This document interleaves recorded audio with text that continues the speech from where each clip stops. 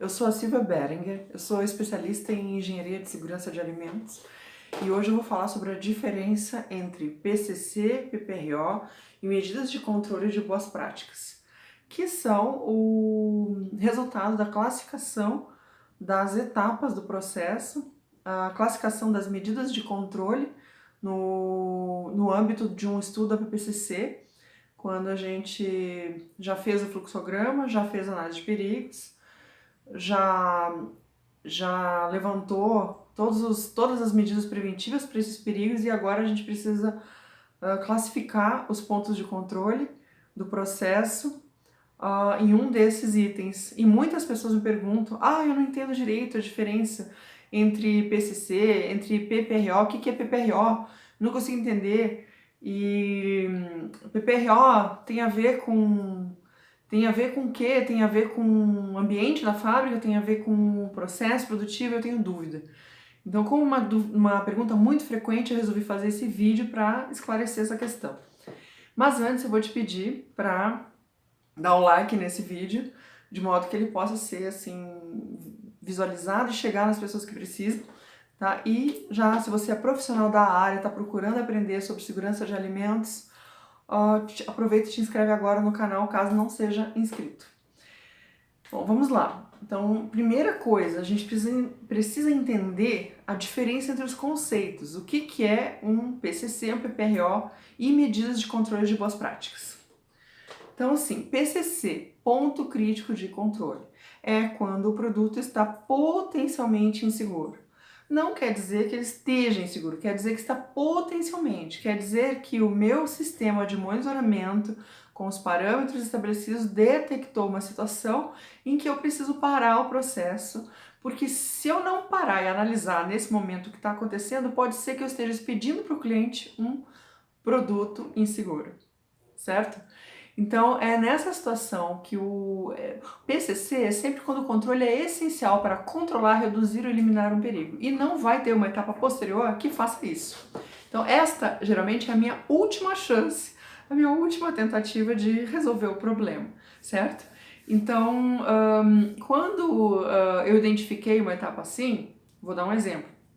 Geralmente, são aquelas etapas finais do processo, o engarrafamento, o envase, onde pode ter, assim, tipicamente perigos físicos, fragmentos de metal, caco de vidro, e naquele momento o produto já está sendo envasado e ele vai para o cliente, não tem mais o que fazer.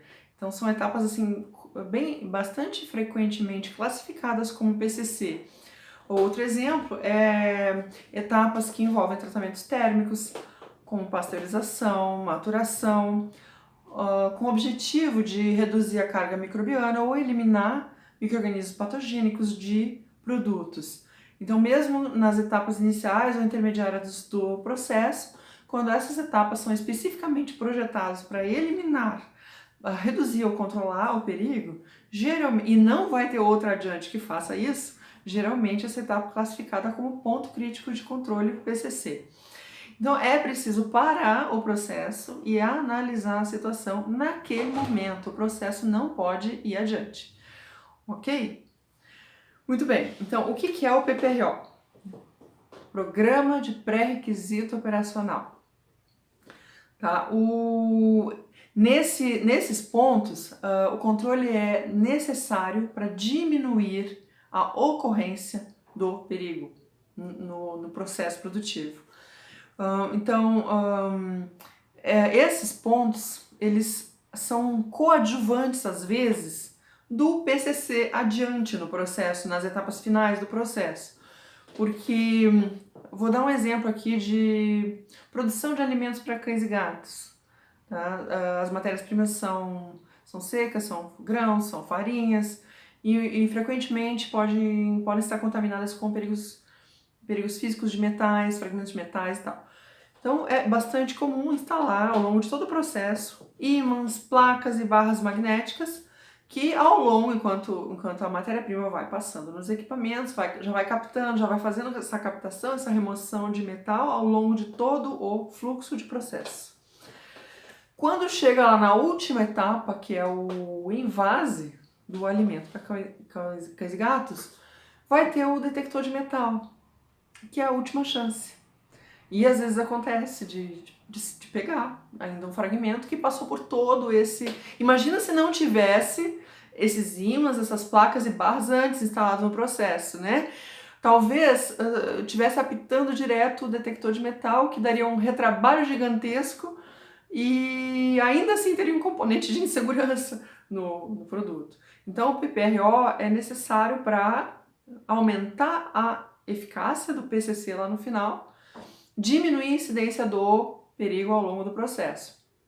Um outro exemplo é na produção de sucos, etapas de refrigeração, congelamento, quando já houve o tratamento térmico principal e por conta do ambiente do processo, às vezes ser contaminado com algum micro-organismo, com bolores, leveduras até, pode recontaminar e tirar do padrão esse produto, mesmo que em si não seja uma ameaça à saúde do consumidor, mas sim a capacidade de tirar o produto do padrão ou impedir a liberação desse produto.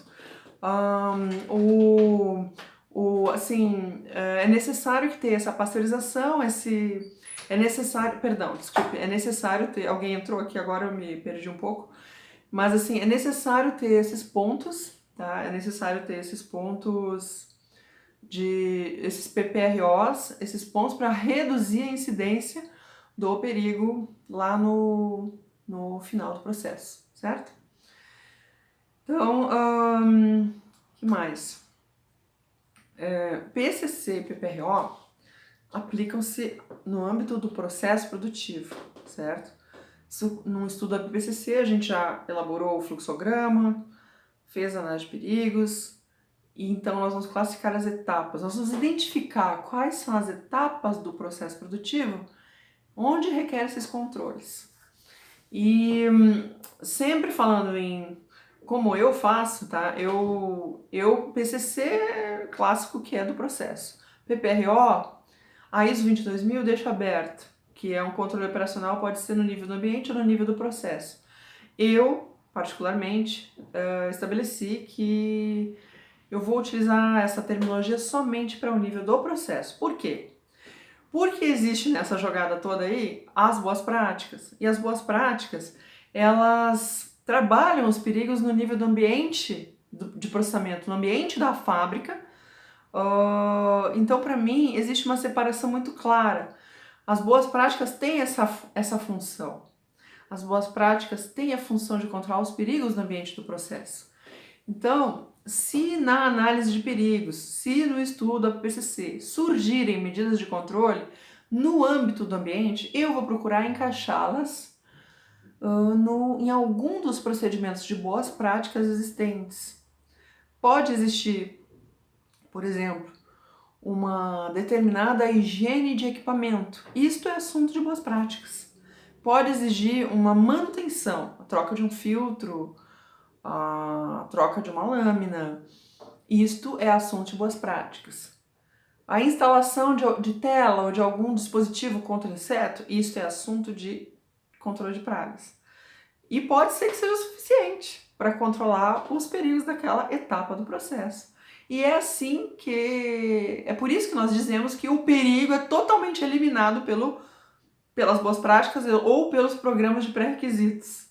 Quando a resposta é essa, eu pego essa minha medida de controle e encaixo lá nas boas práticas. Pode ser que ela já exista, inclusive, ou pode ser que ela precise ser incluída. Se precisar ser incluída, revisa-se o planejamento das boas práticas e inclui-se. Ok? Então, esse é o vídeo de hoje. Ok? Um beijo e até o próximo vídeo.